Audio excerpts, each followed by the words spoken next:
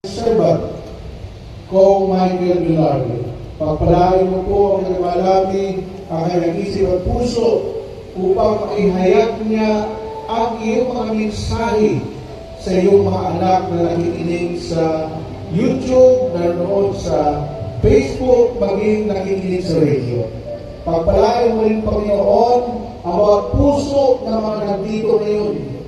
Naway mahalin tulad sa matabang lupa ang mga puso upang magbinhi na mahasik. Ito'y tumubo, lumago at magbunga sa aming buhay sa araw-araw.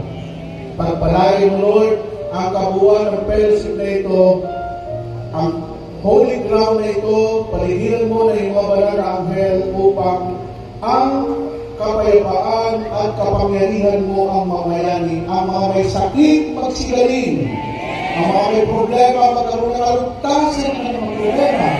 At ilagay po namin ang 100% victory. In the name of Jesus Christ of Nazareth, we pray. By the power of the Holy Spirit, lahat ay magsabi ng Amen.